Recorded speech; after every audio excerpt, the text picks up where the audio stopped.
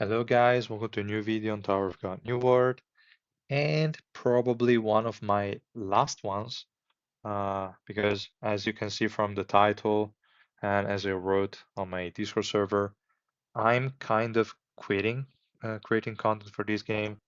You might have noticed already because I did not publish a video in a while.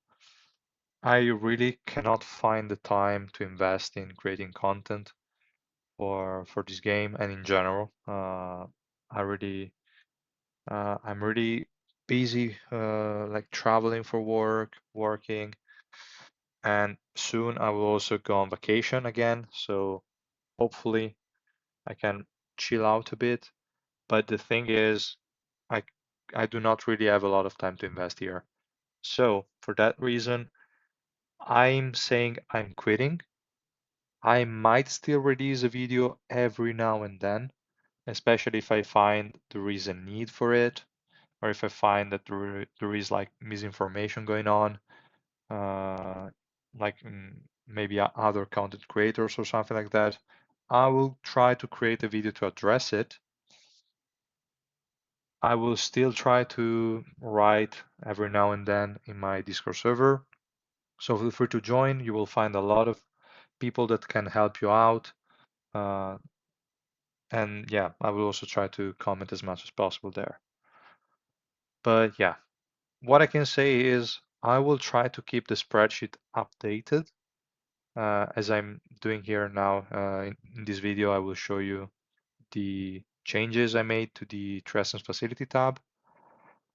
But I mean, I will just focus more on the stuff that I also need for my own gameplay. So like in this case, I needed to replan my Treson facility. So I did this. But yeah, maybe tier list will go a bit on like lower priority, I'd say. I will still try to post the ranking of the units. I don't know if I will probably do something for the tier 4 and tier 5 of the new units, but I don't think they really changed that much. Maybe I can also talk about that point here in this video. But yeah, I mean, let's just get started with the Treson's facility. So as we all know, they added a third wheel. I like my first roll did not take into account this table. So this table is just fresh new. I just did it today. So what I have in my wheels is not reflecting what I have here. And I will do some rerolls later on when I have more resources because I spent like 100k each to get to really solid pages, but unfortunately they are not balanced in the way I need it. Because if we go over, let's take my uh, Evan, for example. Here I have 115% magic resistance and I have 98% physic resistance, which is not a good balance because my last wheel gave me a lot of magic resistance and I kind of kept it. So yeah, I need to change it. And this one is the bad one, I'd say, because I have two Runda sets. The other one gave me 105% physical resistance, which is fine, but and 120% magic resistance, which is way above what I need. So yeah, that's a problem. And the same is true also for the strength 3, I think. Let me check what Joaquin has. If I give him, what is this one? Yes, he has 111% magic resistance, 108% physical resistance. That's way above what I need. And if I just remove all pieces here and just leave him with the 40% main stat because they don't have substats that give resistances, neither of these pieces, I'm still like at 86% in each, which is not bad. I could even live with this, but the swiftness I have in strength is really low. So I'm planning on changing this a bit, removing like 1, 2 rolls in magic resistance and physical resistance in favor of more swiftness. So we'll get 4 more rolls of swiftness, and I will lose like 5% magic resistance, 5% physical resistance, and it will still be fine. So that's what I'm also planning on doing for strength. And for, well, this one I already mentioned, I will just remove like 5 rolls, probably 4 rolls of magic resistance, and I will get 1 roll of physical resistance and the rest in swiftness. So now if we go over my tree here, what's important, like here you see that they are paired up in a certain way, but that does not matter at all, okay? Like here, for example, the accuracy node, you will see, well, in the accuracy node, you always want magic resistance stat 1. No questions asked. That's the only one that is actually useful. There is like crit rate probably, but you don't really want to run it here, in my opinion. You want to, if you want to go for a stat that's more offensive, you want to do so in the ignition weapons, in my opinion, because these stats are used by all units, and resistances can be used by everyone, but the same is not true for crit rate. Like if you give crit rate to a tank, doesn't matter at all.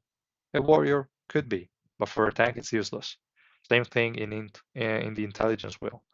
Crit rate for a mage could be useful. For a support, most likely it's not. So magic resistance can be used by both.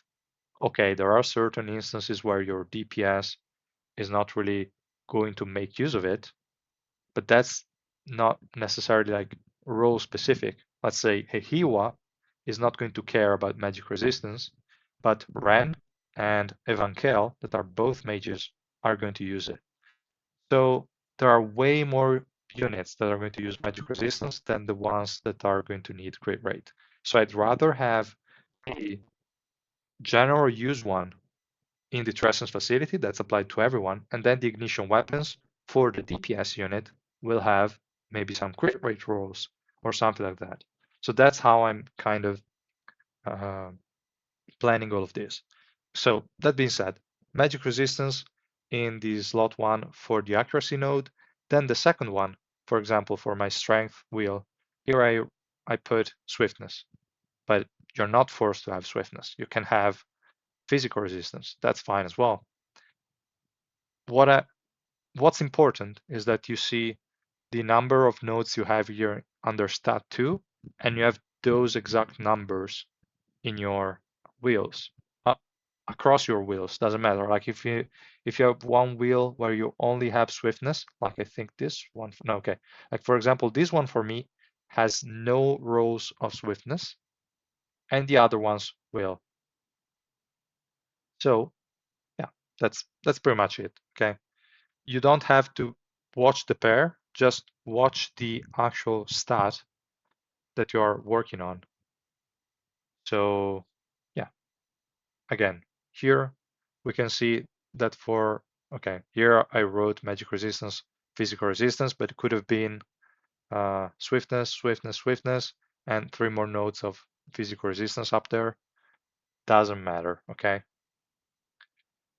So don't take too hard too much what I have here as a pair. Just look at the individual column and have that many instances of that stat, okay?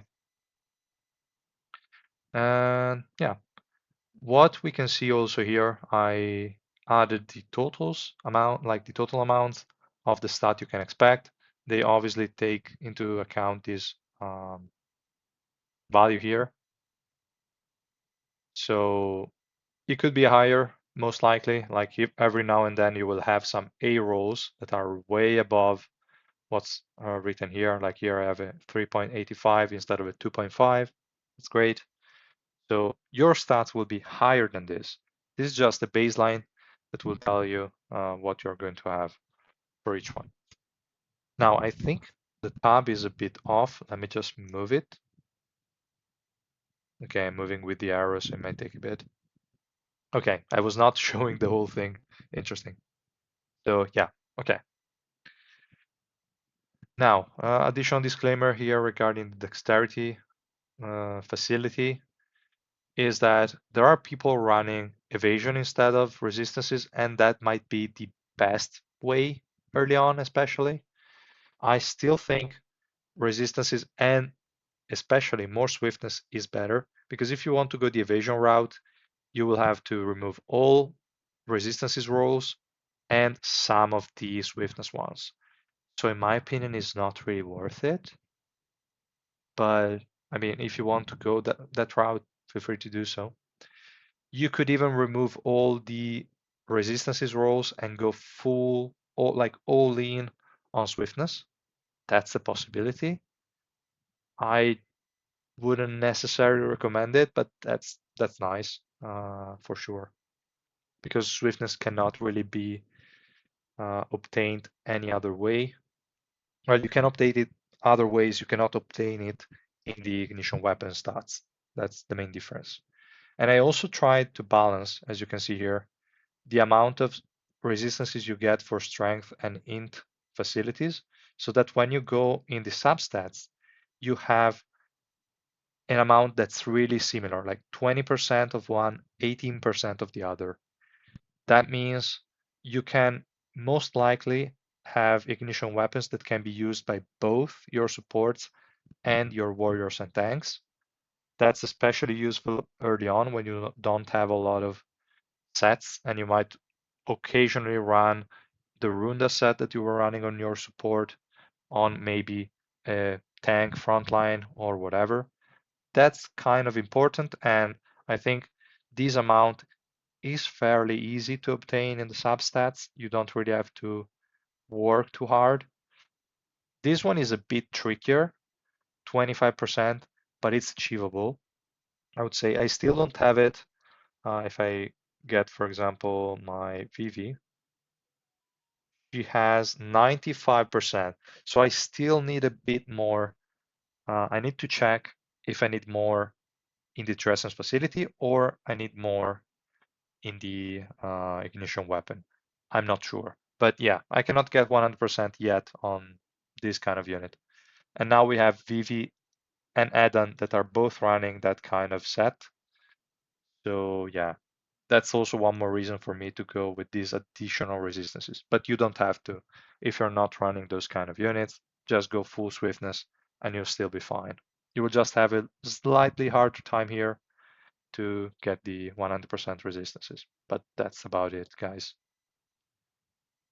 Now, let me see if there's something more to explain here.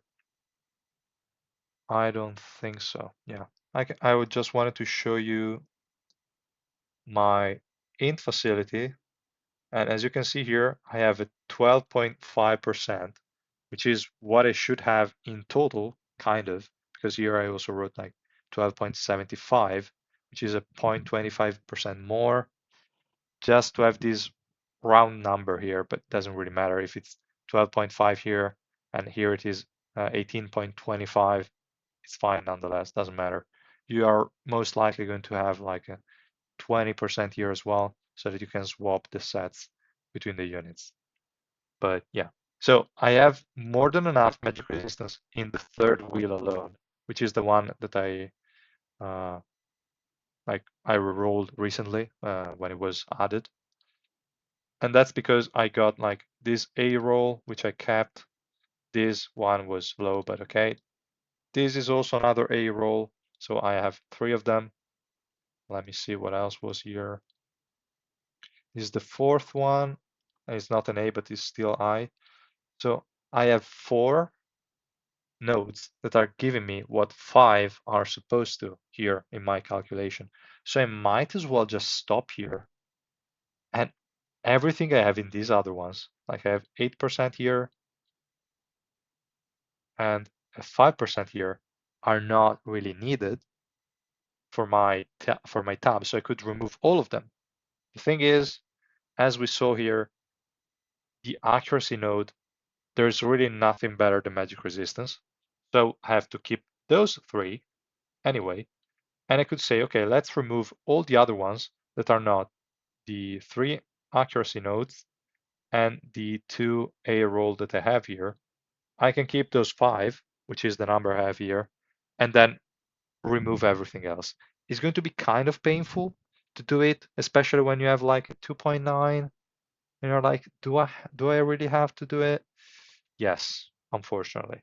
There are some cases that are even harder. Let me see if I can find it. I think I have like an A roll. Yeah, like this one. I have an A roll inaccuracy in the second slot, but I will still have to remove it.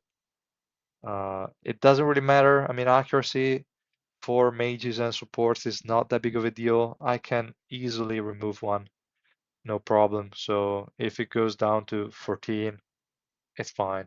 Doesn't matter. So yeah, I will have to do it, but still, it's kind of painful. Yeah, guys, that's pretty much what I wanted to say. I will also reroll to be more in line with what I wrote here. I think I'm missing some physical resistance. Here I have 7.4%, 16%. It's already like 23.8, give or take, 27.8. I'm already over 30%. So I can also remove like one roll of the physical resistance. Well, actually, I could, but I will probably add one. I will remove all the magic resistance ones I don't need. I will add one physical resistance roll, and then everything else will be swiftness. This is more or less my plan. Again, if you have doubts, feel free to ask them down below. I'm not going to show all the wheels, but I got some good results. I would say my third wheel in general. I did not invest that many resources into that, so I'm quite happy. But yeah, after that, after the rerolls, I just created this table, and now we'll try to follow more these guidelines so that I can have an easier time building my ignition weapons. This is the whole idea, I would say. Now, I wanted to mention one more thing now that we are here. So we have also the additional origin orb. This is quite expensive for real, like especially soul crystals. I had like 35k spare that I saved up for this because I was expecting it. But this is really expensive, like 100k soul crystals to max everything. That's insane. I also didn't have enough books. I had them only for the blue element, so I already maxed it. But the other ones, I'm still a long way from completing it. This one is quite close, so I think I will just complete it next. But yeah, the stats were given here are pretty nice, especially the 80 effect resistance, in my opinion, is huge. The 80 effect hit is also really, really nice. I like the 150 accuracy for sure, and the 10% pierce plus 10% pierce on the special move are also pretty insane. So overall, I really like it. It's a it's unfortunate that we're not given crit rate. Like if it was an 18% crit rate instead of this 18% crit damage reduction, that would have been nuts. But obviously they're not going to do it. So we only get 18% crit damage. It's not bad. And in turn, I think it's going to lower the value of the slot for crit damage. That doesn't really matter. It's fine. Overall, I like it. It's just really in-game stuff, especially because you really need a ton of resources. You don't really have to stress about it if you are early on into the game. Just fill out, you will easily unlock it. And yeah, also the suspension cost is crazy high. I don't know what they thought. They're probably going to make us spend all that we saved up before the anniversary. I was lucky enough to have like 720k when I started this whole upgrade process and other things. I went down quite heavily. Uh, some of it was also used during the event to get some gold because I really have no gold now to upgrade stuff. I have, well, to be honest, I could upgrade a ton of things. Also the tier 4 and tier 5. I'm going to mention it probably in another video. We'll still make another one, guys, at least for the tier 4 and tier 5. I've yet to spend it because I cannot find a single unit I really want to invest this resource in. This one is never enough. I really hope they can give us more sources of this Shining Revolution fragment because the new additional nodes that they added are crazy expensive. So whatever. But what was I mentioning here? Yeah, I have a ton of boxes, but I'm sure they're going to increase the coins from loot. I'm really hoping so. And that's why I'm not really spending that many of those. I also have these, but I'm not willing to spend those until I don't know, probably next patch, maybe the one after. I don't know. I would just hold on to them for a bit more, just hoping that they're going to add the more coins from loot so that these increase in value. But I don't know. I just hope they're doing it, but I'm not sure. And okay, guys, I would say that was pretty much all I wanted to mention in this video. I'm like, unfortunately, I couldn't do the re-rolls live or whatever because I was already in a phase where I didn't really have the time to create content. So yeah, I only briefly showed you some of my notes, but nothing really major. Yeah, I just hope this tab is useful for you. You don't have to strictly follow it. Again, you can change something. Maybe you have certain ignition weapons that are more geared in a certain way, and you might want to, I don't know, make some changes here and there. My recommendation would be like if you have to remove resistances because you have too many, go with swiftness. Ignore crit rate, ignore crit damage, ignore lifesteal, ignore whatever. Go swiftness. These are the only stats that you really need. Accuracy, swiftness, magic resistance, physical resistance. That's all. Everything else from the Treson's facility is just partially useful for the reasons that I said before. And yeah, again, guys, if you like the video, please drop a like and subscribe to the channel. And yeah, I will see you every now and then when I post new videos or on Discord whenever I can reply. So yeah, thank you so much for your support, and I will see you guys soon. Bye.